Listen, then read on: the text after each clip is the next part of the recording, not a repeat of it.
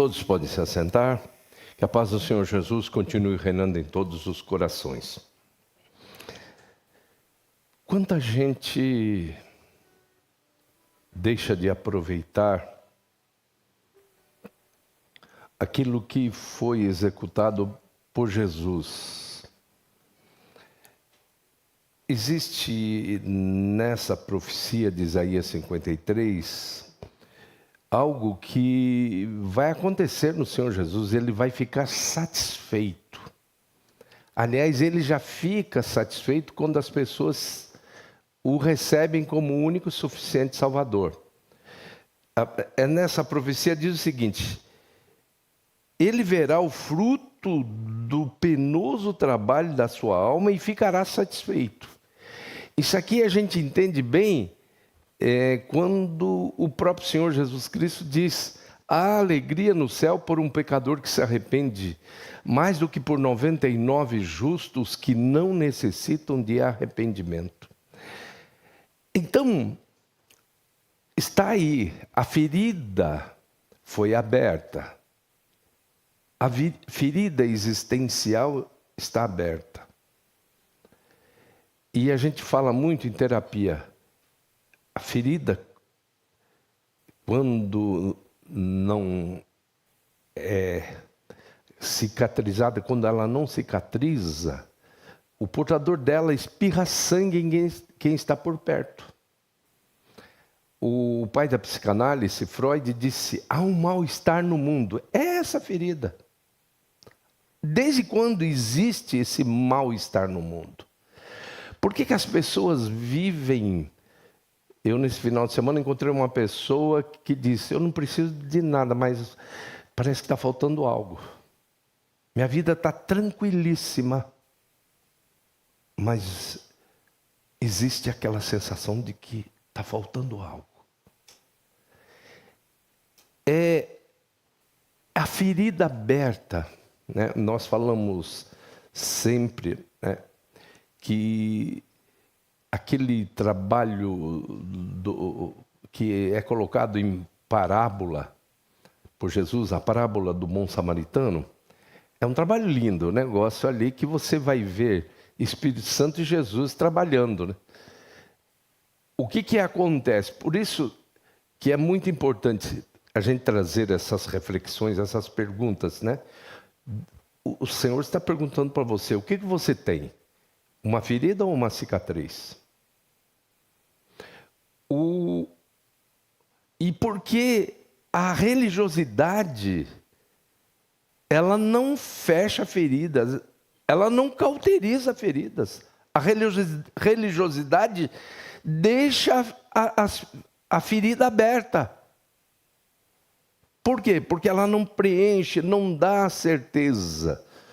Nós sabemos que a verdadeira igreja de Cristo, ou melhor, o evangelho verdadeiro de Cristo, ele coloca a pessoa em 3 tempos de salvação. Eu estou salvo quanto ao meu passado, porque Jesus me justificou, e eu li isso no texto. Quanto ao meu passado, eu estou justificado. Será que isso já não fechou a ferida?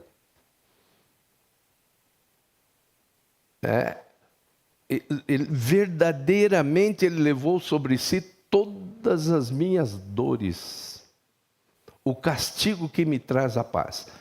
Então, quanto ao meu passado, eu estou salvo com a justificação. Quanto ao meu presente, eu estou salvo na minha santificação. O tempo presente da salvação se chama santificação. E o tempo futuro é a glorificação, que ali já não nem pensar mais em ferida, né? Porque o meu corpo, já pensou? Corpo incorruptível tem ferida? Não, não tem. A glorificação, que é a salvação no tempo futuro, vai me dar um corpo incorruptível, vai nos dar corpos incorruptíveis. Agora, o problema todo é as pessoas passarem tempos e tempos não sei se não valorizando porque não tem o mínimo de fé, ou não sentem necessidade de Cristo, ou porque são masoquistas. O que é masoquista? Aquele que gosta de sofrer. Vejam bem, a religiosidade, ela mantém a ferida aberta. Jesus propõe uma parábola, nós já falamos agora há pouco, e vamos agora passar toda essa parábola. Desce de Jerusalém um sacerdote. O sacerdote tinha cumprido o seu turno lá no templo, turno de adoração. Terminou o seu tempo, ele desce. Ele morava em Jericó. Então ele desce de Jerusalém para Jericó. E quando ele vai chegando à semelhança de alguns policiais, ou talvez muitos policiais, estou fechando meu turno, eu não enxergo nada, que eu não quero arrumar um BO aí para atrapalhar o meu descanso, né? Não enxerga nada. Ele vai descendo e olha, e vê, mas faz que não vê. Lá estava um rapaz que tinha sido assaltado, estava todo arrebentado. E ele passa direto, passa de largo. Logo em seguida, vem o seu assessor, o levita, que ficou para trás para fechar as gavetas, as portas, as janelas. E também falou, não estou vendo nada, eu quero descansar. E passou direto. Aí que é o problema da religiosidade, gente. Porque o evangelho que não trata questões íntimas, feridas íntimas das pessoas, não é evangelho. Quando você vê aquele que está em Cristo, nova criatura nova criação é. As coisas velhas já passaram, eis que tudo se fez novo. É realmente um trabalho espetacular, maravilhoso. Mas a todos quantos o receberam, deu-lhes o poder de serem feitos filhos de Deus. Olha, e não resolve por aqui nada, não tem nada que faça isso. Os quais não nasceram do sangue. Ou seja, não é pelo seu aspecto consanguíneo. Não é por você ser da família Mariscal. Não é pelo aspecto consanguíneo. Os quais não nasceram do sangue. Não é por ser oliveira. Não é por ser bicoque. Os quais não nasceram do sangue. Nem da vontade da carne. Não é da minha própria vontade. Não é eu que a minha vontade não vai fazer isso. E em terceiro lugar, na vontade do varão. Não é pela vontade de uma outra pessoa. Mas esse nascimento é de Deus. Então, mas a todos quantos receberam, deu-lhes o poder de serem feitos filhos de Deus, os quais não nasceram do sangue, nem da vontade da carne, nem da vontade do varão, mas de Deus. E aí, esse trabalho não pode ser feito, a religiosidade não promove isso na vida das pessoas. Você vê como é que Jesus propõe essa parábola? Então traz dois oficiais do templo. Dois oficiais. Vem o sacerdote, não estou enxergando nada. Vem o levita, não estou enxergando nada. Mas vem subindo, e quem está subindo enxerga. Quem vem subindo? O bom samaritano. O samaritano que seria chamado de bom samaritano. E hoje nós temos tantas coisas aí. Inclusive um hospital chamado Bom Samaritano. É bom samaritano ou samaritano? Samaritano. Mas tudo se referindo a esse rapaz.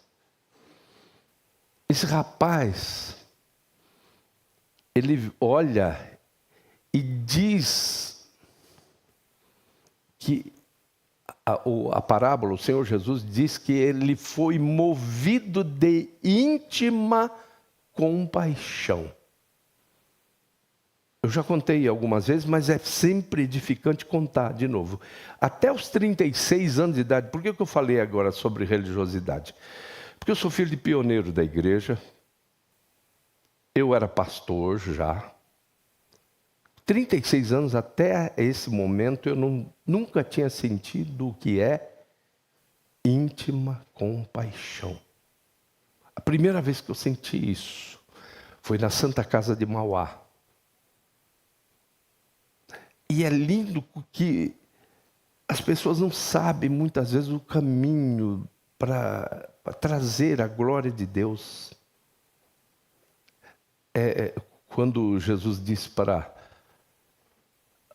Marta, se creres, verás a glória de Deus. Para a glória, ele usa o termo chamado doxa, que é uma glória que os intelectuais, que os filósofos da época não queriam, porque a glória é simples, a glória do pessoal mais pobre. Mas essa doxa, essa glória, é aquilo que se manifesta nas coisas mais simples que você pode ver. Na multiplicação do pão na sua casa, você não esperava receber tanta gente e ofereceu o que tinha, mas o que tinha deu para todos e ainda sobrou. Aquelas coisas lindas da pessoa entrar na igreja com dor de cabeça, com dores fortes, sair daqui sem nenhuma dor. Essas coisas que Jesus chama de doxa. Depois veio o termo, o que é ortodoxia. Então, a glória de Deus, ela se manifesta em coisas desse tipo, como as praticadas pelo bom samaritano. Ele olha e foi movido por íntima compaixão. Eu estava saindo de um quarto do hospital e estava como um religioso, eu estava pensando somente na irmã, membro da minha igreja, que eu tinha orado, ele tinha ungido, inclusive, ela. Mas quando eu estou saindo, vou me dirigindo para a porta, o Espírito Santo fala, olha para trás. Ela tinha uma companheira de quarto. E aí eu fui, me dirigir até aquela. Você quer receber oração? E ela estava acompanhada era uma jovem senhora, acompanhada pela sua mãe e seu esposo. Eu perguntei, você quer receber oração?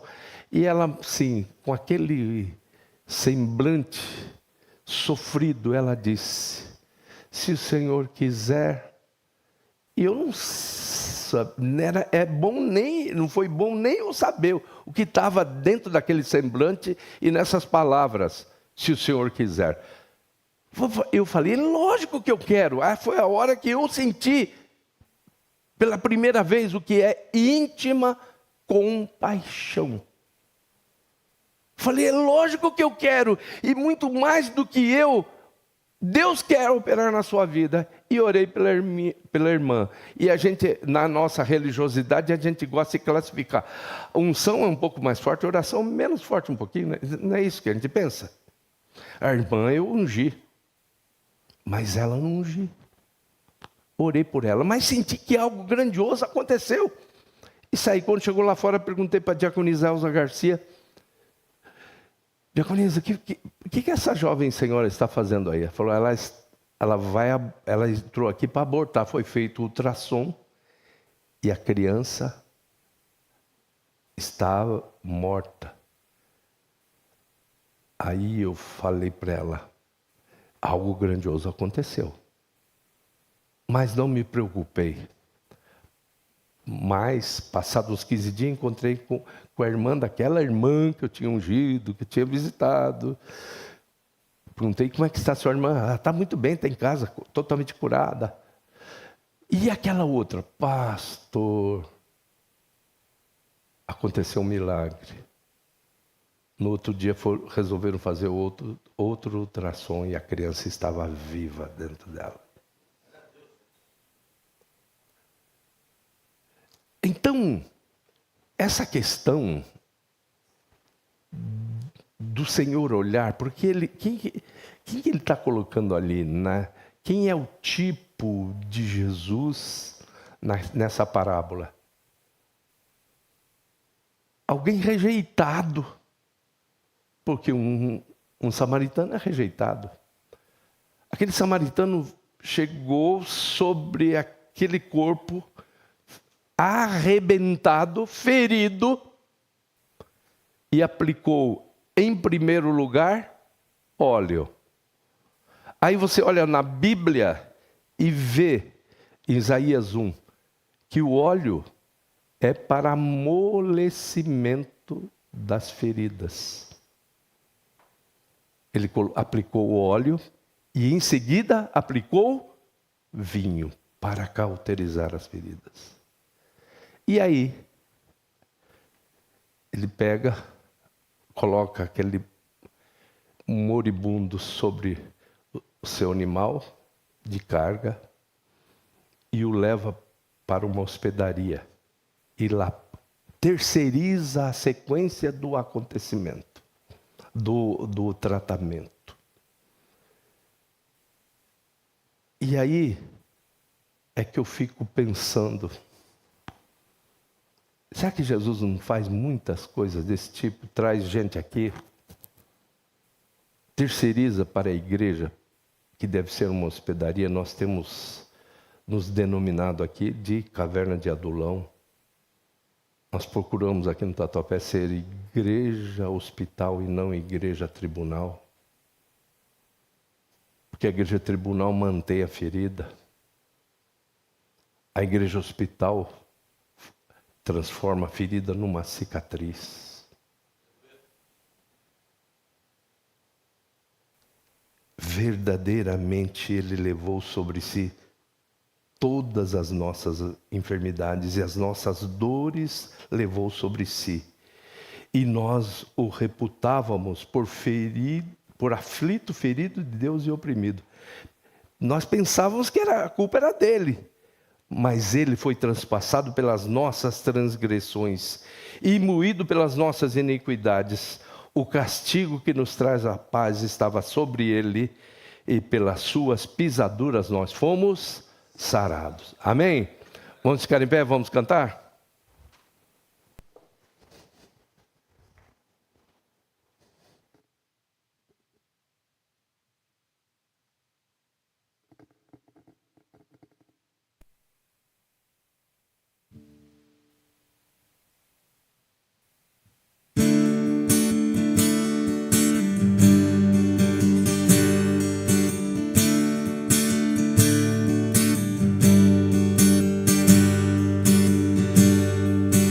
Ele não tinha qualquer beleza ou majestade para nos atrair.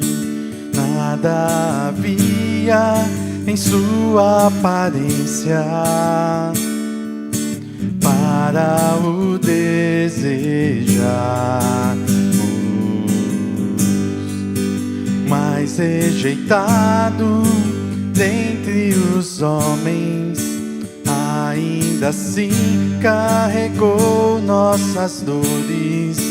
O seu castigo nos traz paz e a esperança não se esvai. A oferta pela culpa ele ofereceu para satisfazer o Criador. Ele morreu para que sua luz em nós pudesse brilhar. O Filho do amor se entregou em nosso lugar.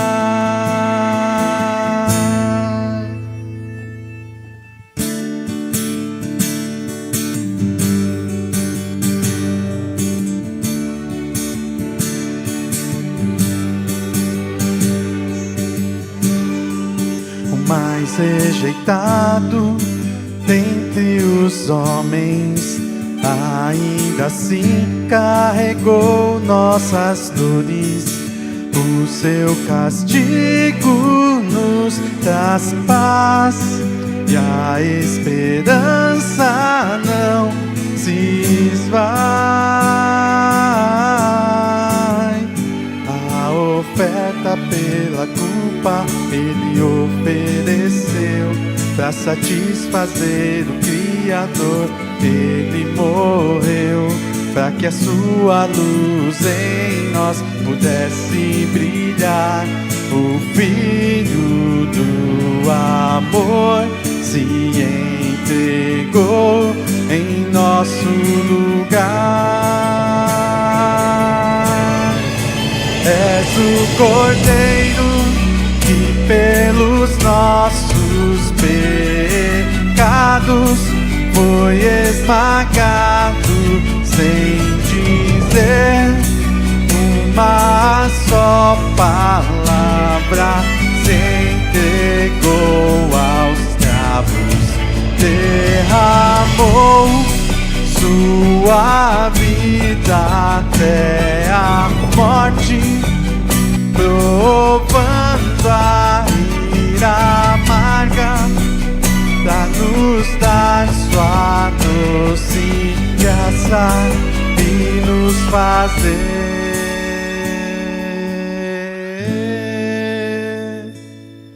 viver.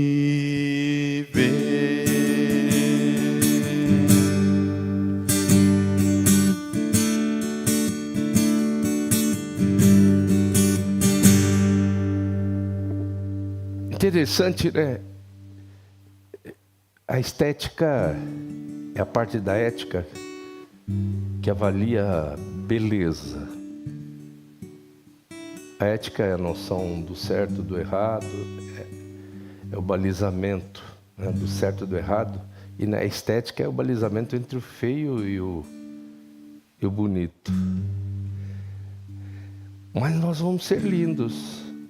Sabe por quê? Porque ele veio aqui, ele não era feio nem bonito, mas logicamente, na média, ele era feio. Ele chegou a despistar os seus perseguidores no meio da multidão. Um dia Jesus saíram perseguindo Jesus, Jesus saiu tranquilamente, se misturou no meio da multidão. Então você lê aqui: nenhuma beleza víamos para que o desejássemos.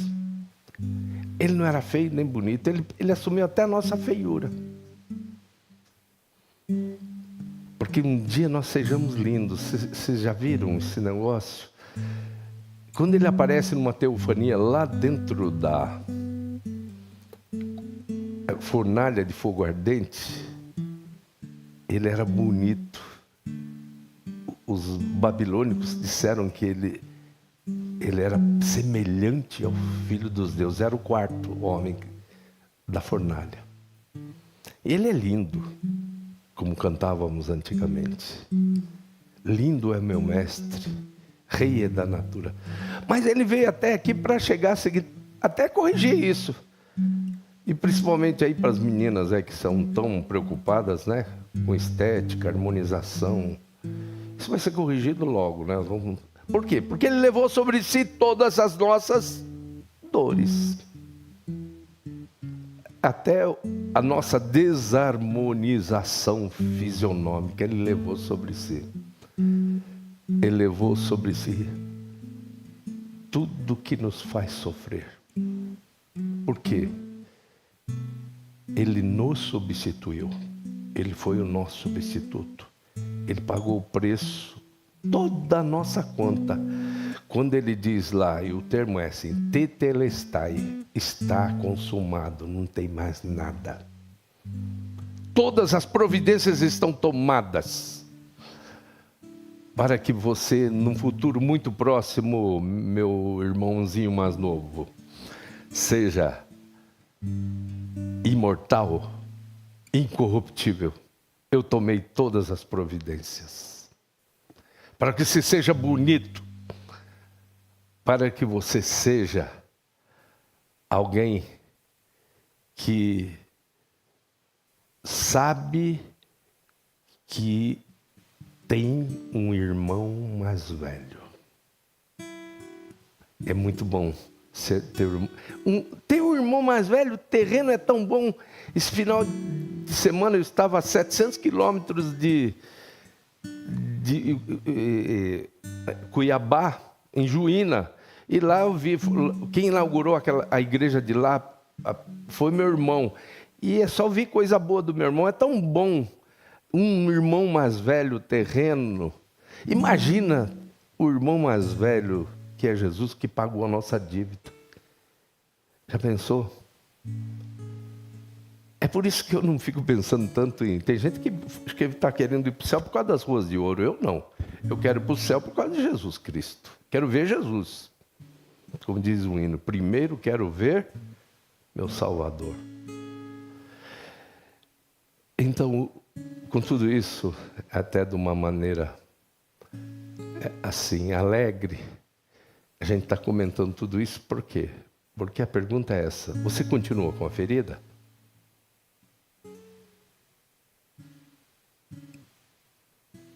Então, acorde.